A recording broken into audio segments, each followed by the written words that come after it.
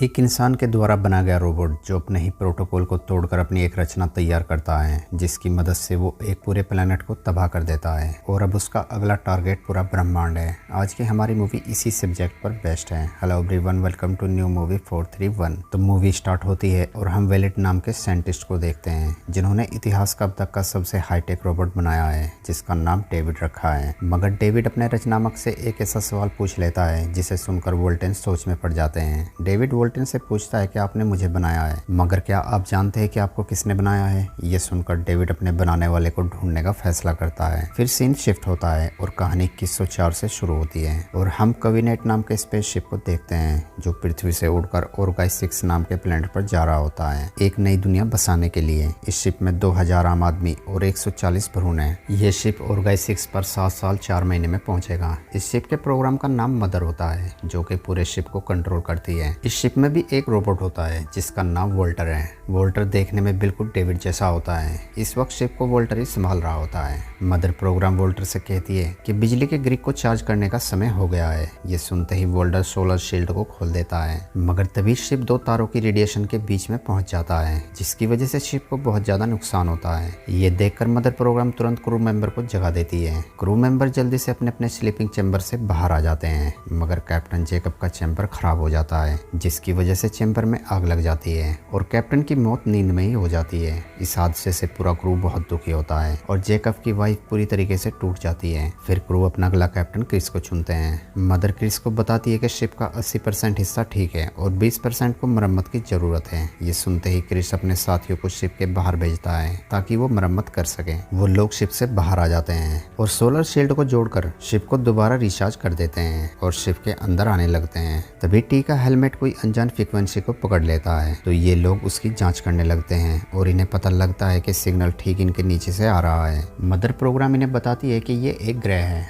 जो 5 तारों के नीचे है, जिस पर इंसानी जीवन जीने के लिए सारी चीजें मौजूद हैं। जांच करने पर इन लोगों को पता चलता है कि ये ग्रह इंसान के लिए ओर्गाई 6 से भी बेहतर है। कैप्टन अपने क्रू से कहता है कि हमें इस ग्रह को देखना चाहिए। बाकी सब तो कैप्टन की बात से सहमत हो जाते हैं, मगर जेकब की वाइफ डैनी कैप्टन से कहती है कि हम ऐसे किसी अनजान ग्रह पर नहीं जा सकते जिसके बारे में हमें पता ना हो। मगर कैप्टन डैनी की बात नहीं सुनता और वो कुछ लोगों के साथ उस ग्रह पर जाने लगता है। इस ग्रह की ऊपरी सतह पर हवा 250 किलोमीटर प्रति घंटे से चल रही होती है, मगर कैप्टन फिर भी एक छोटी शिप लेकर वहां से निकल पड़ता है। इस शिप को टी की वाइफ फ्रिस चला रही होती है। फ्रिस हवा को चीरते हुए उस ग्रह पर पहुंच जाती है। ये ग्रह देखने में बहुत खूबसूरत होता है, मगर इस ग्रह पर एक अजीब बात होती है। इस ग्रह पर कोई भी पक्षी नहीं होता। आगे चलने पर इन लोगों को गेहूं की खेती मिलती है, जिसे देखकर इन्हें और भी यकीन हो जाता है कि इस ग्रह पर जरूर कोई इंसान है। वोल्टर कैप्टन को बताता है कि हमें जो सिग्नल मिल रहा था वो ऊपर उस पहाड़ी से आ रहा था। ये सब लोग उस पहाड़ी की तरफ निकल पड़ते हैं, तो कैप्टन की वाइफ ग्रीन रास्ते में ही रुक जाती है। वो कैप्टन से कहती है कि मुझे यहाँ की मिट्टी का सैंपल लेना है। ग्रीन के साथ यहाँ कैप्टन लेडवुड को रुकने को कहता है और बाकी टीम को लेकर पहाड़ी की तरफ निकल पड़ता है। ग्रीन यहाँ पर सैंपल कलेक्ट करने लगती है। तभी लेडवुड ग्रीन से कहता है कि मैं आसपास का जायजा लेकर आता हूँ और लेडवुड ग्रीन से दूर होकर स्मोक करने लगता है।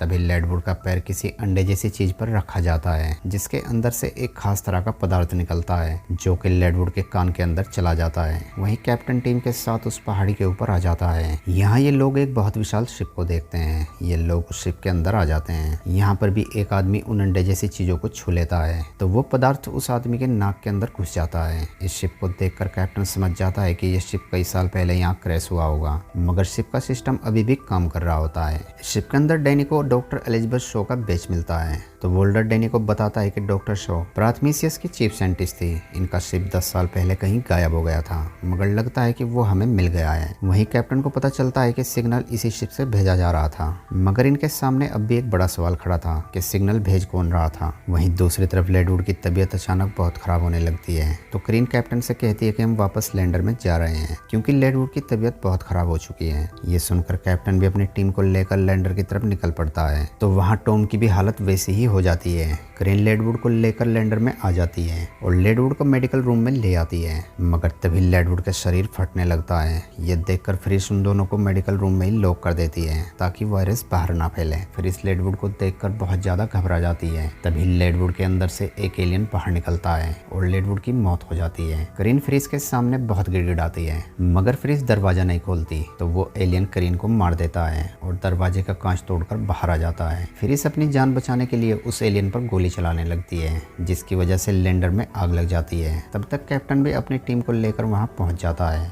मगर तभी वो लैंडर ब्लास्ट हो जाता है, जिसमें कैप्टन की वाइफ क्रीन और टी की वाइफ फ्रिस की मौत हो जाती है। इससे पहले कि वो लोग कुछ सोच पाते हैं, टॉम के अंदर से भी एक एलियन बाहर आ जाता है और इन लोगों पर हमला कर देता है। उस एलियन को देखकर वहां पर उसी जैसे और भी एलियन आ जाते हैं और पूरी टीम को घेर लेते हैं। यहाँ वोल्टर डेनी को बचाने में अपना हाथ भी खो देता है। तभी कोई अनजान आदमी आकर एक बहुत बड़ा धमाका करता है, जिसकी रोशनी देखकर वो सारे एलियन वहां से भाग जाते हैं। वो आदमी इन सबको लेकर एक बहुत बड़े महल के अंदर आ जाता है।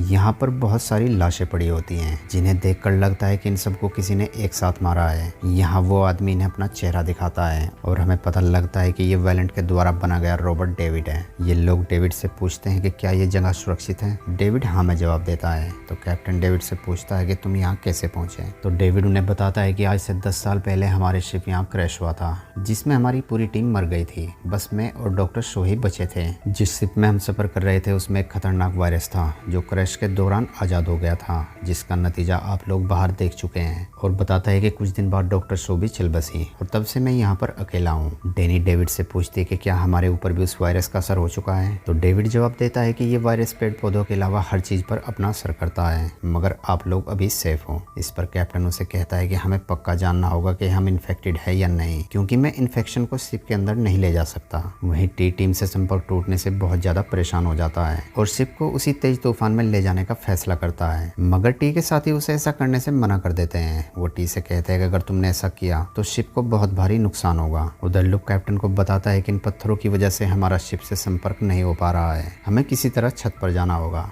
डेविड उन्हें लेकर छत पर आ जाता है और वो लोग शिप से कांटेक्ट करने की कोशिश करने लगते हैं। वहीं टीबी शिप को प्लेनेट के और करीब ले आता है ताकि वो टीम से कनेक्ट हो सके। उधर वोल्टर डेविड के सीक्रेट रूम में आ जाता है, जहाँ पर डेविड ने अपने 10 साल की गई खोज को दीवार पर छाप रखी थी। तभी वहाँ पर डेविड आ जाता है, जो वोल्टर को बताता है कि जिन्होंने हमें बनाया है, यानी कि डॉक्टर वोलेट, उनके फर्स्ट प्रोजेक्ट में उन्होंने मेरा यूज किया था। तो वोल्टर डेविड से कहता है कि ये तो अच्छी बात है, क्योंकि इंसानों ने हमें बनाया था ताकि हम उनकी मदद कर सकें। मगर डेविड उसे कहता है कि हम इंसानों से कई गुना बेहतर हैं। डेविड की बातें सुनकर वोल्टर डेविड से कहता है कि तुमने लोगों को सताया है, तुम भी इंसान जैसे ही निकले जो अपने बारे में ही सोचते हैं, इसीलिए इंसानों ने ऐसे मॉडल बनाना शुरू किए जो कि कम पेचीदा हो। तो डेविड वोल्टर से कहता है कि मेरे साथ आओ, मैं तुम्हें कुछ दिखाता हूँ। और फिर कहानी फ्लैशबैक में चली जाती है, जहाँ पर हम उन इंजीनियरों को देखते हैं जिन्होंने इंसान को बनाया। हालांकि इंजीनियर इंसानों से काफी नाराज थे और इसीलिए उन्होंने इंसानों को खत्म करने के लिए अपनी शिप में बायोकेमिकल को रखा था। ये बात डेविड को पता चल जाती है कि इंजीनियर ही इंसान के रचनाकार हैं, उन्होंने ही सब कुछ बनाया है। तो डेविड एक बहुत घिनौना प्लान बनाता है, वो उन सबको खत्म करने का फैसला करता है ताकि उन सबके मरने के बाद सबसे बड़ा रचनाकार डेविड ही हो। और इसीलिए डेविड उस शिप में रखे बायोकेमिकल की मदद से उन सबको मार देता है। फिर कहानी प्रेजेंट में आ जाती है। डेविड वोल्टर को डॉक्टर शो की कब्र दिखाता है और कहता है कि इनसे नरम दिल इंसान मैंने आज तक नहीं देखा है।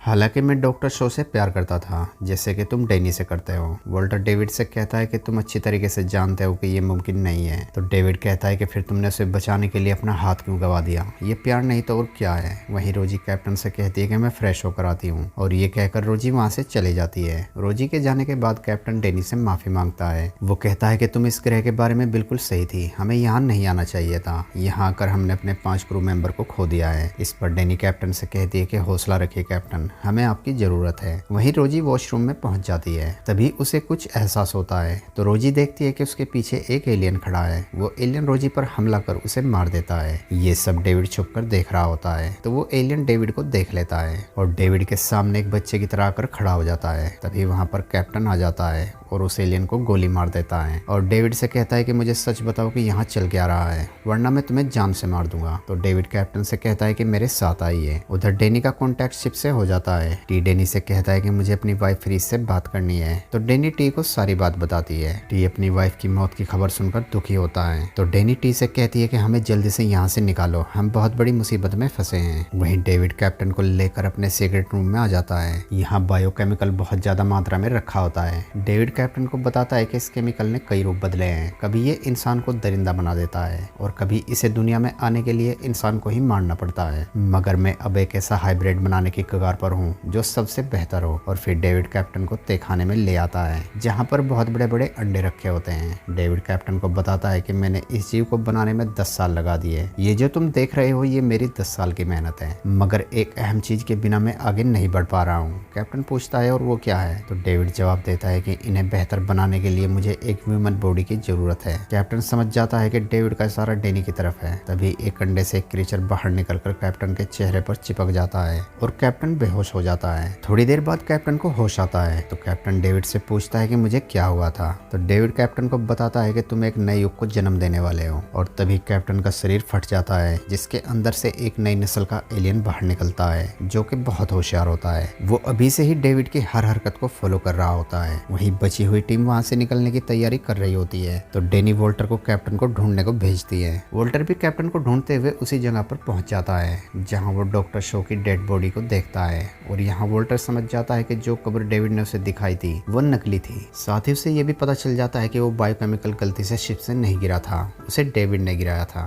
डेविड वोल्टर को अपनी बातों में उलझाकर उसकी गर्दन में चाकू घुसा देता है जिसकी वजह से वोल्टर शांत हो जाता है। तो डेविड को लगता है कि उसने वोल्टर को मार दिया है। वहीं टॉम और पॉल कैप्टन को ढूंढते हुए डेविड के रूम में आ जाते हैं। पॉल वहां से तहखाने में पहुंच जाता है। यहाँ उसे कैप्टन की डेड बॉडी मिलती है। तभी वो क्रीचर टॉम के चेहरे पर चिपक जाता है तो पॉल उसे चाकू से काटकर उसके चेहरे से हटा देता है, मगर उसके केमिकल की वजह से टॉम का पूरा चेहरा जल जाता है। उधर डेनी भी डेविड के एक्सपेरिमेंट रूम में आ जाती है और उसे पता चल जाता है कि इन सब के पीछे डेविड का हाथ है। साथ ही उसे ये भी पता चल जाता है कि डेविड उसके जरिए इंसान की तरह एलियन को पैदा करना चाहता है। तभी वहां पर डेविड आ जाता है और डेनी के साथ जबरदस्ती करने लगता है और इन दोनों में फाइट होने लगती है, मगर डेविड डेनी को किसी तरह काबू कर लेता है। मगर तभी वहां पर वोल्टर आ जाता है और डेनी को बचा लेता है। डेनी मौका मिलते ही वहां से भाग जाती है और फिर इन दोनों एंड्रॉइड में जबरदस्त फाइट होती है। वोल्टर डेविड को मार देता है और अब बस वोल्टर, डेनी और टॉम ही बचे होते हैं। डेनी बाहर आकर टी को सिग्नल भेज देती है तो टी शिप लेकर वहां पर पहुंच जाता है। ये लोग जल्दी से शिप में जाने लगते हैं, मगर तभी डेविड का बनाया सबसे खतरनाक एलियन वहां पर आ जाता है। वो एलियन इनकी शिप के नीचे चिपक जाता है तो डेनी उसे खत्म करने के लिए शिप से बाहर आ जाती है। डेनी उसे मारने की बहुत कोशिश करती है, मगर वो एलियन बहुत फुर्तीला होता है तो डेनी उसे शिप की क्रेन से पकड़ती है, मगर तभी शिप आउट ऑफ कंट्रोल हो जाती है और डेनी भी उस एलियन के पास पहुंच जाती है। वो एलियन डेनी को खाने वाला ही होता है। तभी डेनी उस क्रेन का मुंह बंद कर देती है और वो एलियन उसी में भींचकर मर जाता है। वोल्टर टॉम के चेहरे पर बैंडेज लगाता है और डेनी को शिप के अंदर ले आता है। फिर टी उस शिप को लेकर बड़ी शिप में पहुंच जाता है। यहाँ डॉक्टर टॉम के चेहरे को ठीक करने की कोशिश करते हैं और डेनी वोल्टर को थैंक्स कहती है और अब शिप की कैप्टन डेनी को बनाया जाता है और ये सब अपने अपने काम में लग जाते हैं। तभी मदर प्रोग्राम डेनी को बताती है कि शिप पर कोई अनजान जीव मौजूद है और वो मुसाफिरों के सेक्शन की तरफ जाने की कोशिश कर रहा है। ये सुनते ही उन सब के होश उड़ जाते हैं। डेनी शिप का पूरा कंट्रोल वोल्टर को सौंप कर टी के साथ उस जीव को ढूंढने जाती है। दरअसल ये एक एलियन होता है जो किसी तरह शिप के अंदर घुस जाता है। वो एलियन शिप के 2 और मेंबर को मार देता है। वोल्टर डेनी और डी को गाइड कर रहा होता है तो डेनी एक प्लान बनाती है। वो वोल्टर से कहकर शिप के सारे दरवाजे बंद करवा देती है और कोरियर वाले सेक्शन के सारे दरवाजे खुलवा देती है ताकि वो एलियन कोरियर वाले सेक्शन में आ जाए और डेनी का ये प्लान कामयाब हो जाता है। वो एलियन वहां आ जाता है तो डेनी टी से कहती है कि मैं उस एलियन को किसी तरह ट्रक के अंदर बंद कर दूंगी और जब मैं इशारा करूंगी तो तुम उस ट्रक को स्पेस में छोड़ देना। और फिर डेनी उस एलियन को अपने पास बुलाती है और किसी तरह उस ट्रक के अंदर लॉक कर देती है। तभी टी दरवाजा खोल देता है, मगर वो ट्रक किसी चीज में फंस जाता है तो डेनी टी को जल्दी से दूसरा ट्रक खोलने को कहती है। तब तक वो एलियन ट्रक से बाहर निकलकर दोबारा शिप पर पहुंच जाता है, मगर तभी वहां पर दूसरा ट्रक आ जाता है। डेनी उस ट्रक के सामने खड़ी होती है तो वो एलियन डेनी पर हमला करता है, मगर तभी वो ट्रक एलियन को लेकर शिप से बाहर चला जाता है और सबको लगता है कि उस एलियन के साथ डेनी भी मारी गई है, मगर डेनी जिंदा होती है। डेनी को जिंदा देखकर टी की सांस में सांस आती है और अब सब कुछ ठीक हो जाता है। इसीलिए टी और डेनी स्लीपिंग चैम्बर में लेट जाते हैं, मगर डेनी को सोने से पहले पता चल जाता है कि जिसे वो लोग वोल्टर समझ रहे थे वो असल में डेविड है, यानी डेविड ने वोल्टर को मार दिया है। मगर इससे पहले कि डेनी कुछ कर पाती वो स्लीपिंग चैम्बर की वजह से गहरी नींद में चली जाती है और अब पूरा शिप डेविड के कंट्रोल में होता है। और फिर डेविड उन अंडों को उन भ्रूण के साथ रख देता है और शिप को लेकर ओर्गाइस 6 प्लैनेट की तरफ निकल पड़ता है और इसी सीन के साथ हमारी मूवी का एंड हो जाता है। दोस्तों वीडियो अच्छी लगी हो तो वीडियो को लाइक और चैनल को सब्सक्राइब जरूर करना।